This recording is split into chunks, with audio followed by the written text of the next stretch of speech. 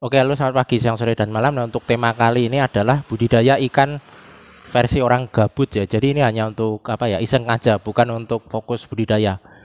Jadi misalnya di kios ikan hias itu kan, di tempat saya contohnya itu ada beberapa ikan yang sudah size-nya berubah menjadi indukan ya. Karena mungkin lama lakunya atau mungkin lama ada di kios, nah akhirnya dia akan membesar dan berubah posturnya menjadi indukan. Nah, daripada sayang kan, sayang tidak produktif. Nah, saya coba untuk membudidayakan. Jadi biasanya yang pertama itu saya lihat ikan, karakter ikannya. Misalnya kalau seperti ikan ini ada ikan neon api sama ikan egg layer itu danio. Nah, dia kan termasuk ikan egg layer ya. Jadi yang menaruh ikan, bukan menaruh ikan, menaruh telur di alat, bukan alat ya, apa tuh, media, di media tanam. Media tanam, media untuk menaruh telur.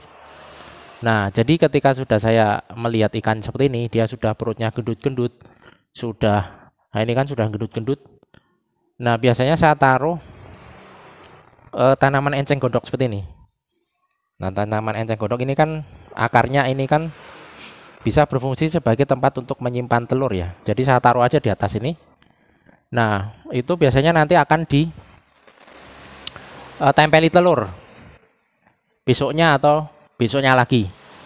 Jadi biasanya nanti kalau saya ngeceknya itu biasanya memakai kamera. Jadi saya foto kan, saya foto di bagian akarnya ini, diambil, difoto, kemudian nanti dibesarin, dicek. Nah, nanti kalau misalnya ada bintik-bintik putih atau bintik-bintik bulat warna bening itu, nah itu biasanya nanti saya pindah ke media lain. Selain pakai enceng gondok ini, bisa juga pakai media lain. Nah, selain pakai media enceng gondok seperti ini, saya juga biasanya pakai seperti semacam raffia ya, raffia yang disisir halus. Nah, contohnya seperti ini, raffia yang disisir halus, tetapi ini kurang panjang ya, harusnya yang dipakai itu raffia yang lebih lebat dari ini ya, yang nanti bentuknya seperti bola yang biasa dipakai untuk, atau bentuknya seperti pom-pom cheerleader itu ya, yang ada di tangan cheerleader. Jadi ini kurang efektif. Kalau bagus lagi pakai yang media alami aja seperti ini, karena kalau media alami ini dia biasanya nanti mengandung banyak makanan, misalnya mikroplankton, terus kemudian ada mungkin sesuatu atau organisme yang bisa dimakan oleh anak ikan yang baru lahir. Kalau ini dia tidak ada itunya, apanya, yang bisa dimakan ikan. Ini kan cuma sintetis ya, bahan sintetis. Nah, namun tidak semua ikan bisa ya untuk menggunakan metode seperti ini.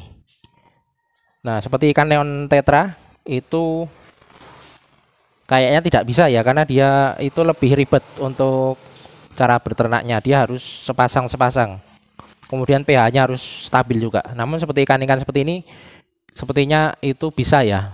Ini glowfish juga bisa. Makanya dia harganya kan turun drastis kan, makin lama karena itulah tadi mudah dikembangbiakkan. Kemudian juga ikan mas koki juga bisa, mas koki. Kemudian ikan komet juga bisa, koi. Nah itu karena, tapi kalau ikan komet dan koi itu dia membutuhkan aerator atau media tanam. Karena itu saya tidak memainkan ikan itu karena malas harus menyediakan aerator dan filter. Jadi paling cuma ikan-ikan yang kayak gini aja, karena ini bisa hidup tanpa aerator. Jadi kalau misalnya ini nanti sudah ada telurnya, langsung saya masukkan ke sebuah ember atau tempat yang besar ya. Jadi ini kalau misalnya sudah ada telurnya, nanti saya masukkan ke ember atau pokoknya tempat yang besar.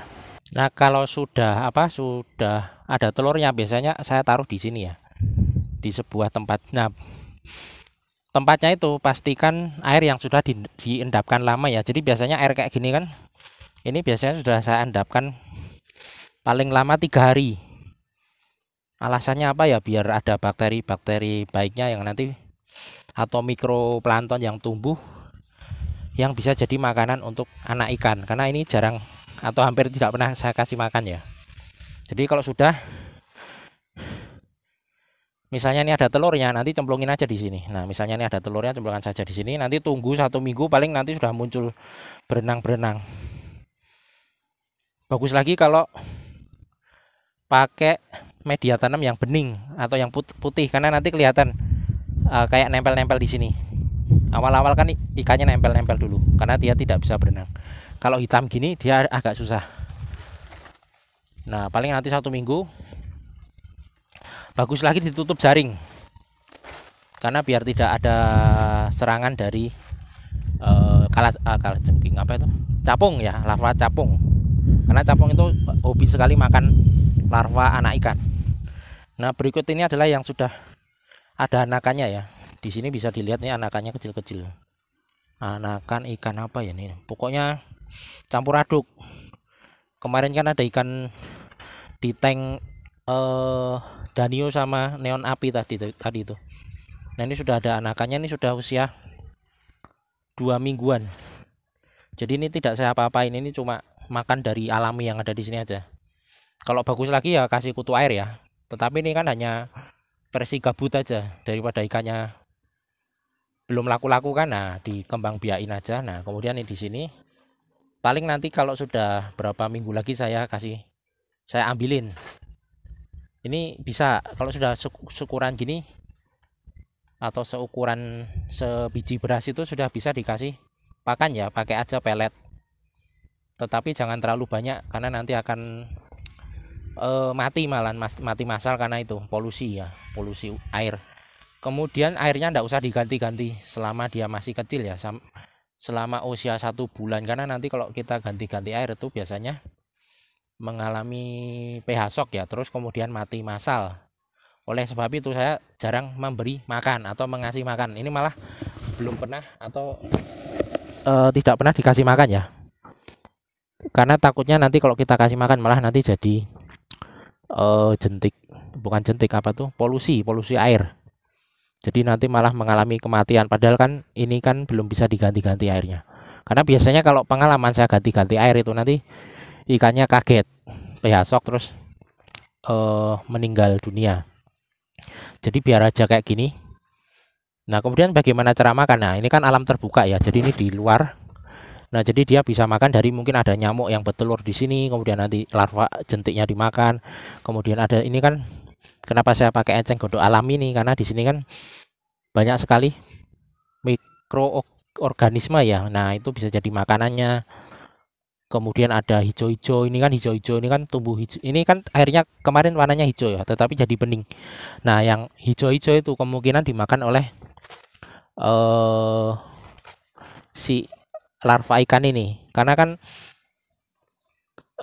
warna hijau kan itu kan menandakan kalau dia itu ada semacam apa ya, ibaratnya fitoplankton atau apa ya. Kalau plankton yang jenisnya tanaman itu kan warnanya menyebabkan air warnanya menjadi hijau. Nah, itu nanti yang dimakan. Namanya apa saya kurang atau lupa ya, namanya itu fitoplankton atau apa ya. Ada satu lagi selain fitoplankton, nanti saya cari di Google. Nah, itu nanti menjadi makanannya. Nah, fitoplankton atau plankton yang tipe tanaman itu kan tumbuh karena sinar matahari.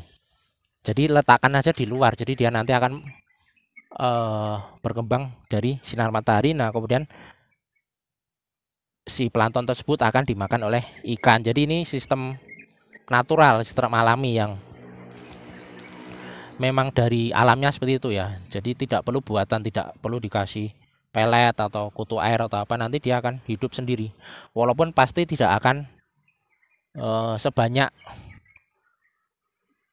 dengan cara buatan apa, sebanyak apa hidupnya ya, apanya ini, burayaannya nih pasti akan berkurang, tidak banyak. Paling yang hidup nanti hanya sekitar 20% atau 30%, karena selebihnya kan kalah bersaing dalam hal misalnya berebut makanan atau kekurangan makanan. Nah, kalau misalnya ingin profesional atau ingin memang fokus budidaya ya jangan gunakan metode ini. Ini hanya metode versi gabut aja ya, versi kurang kerjaan aja.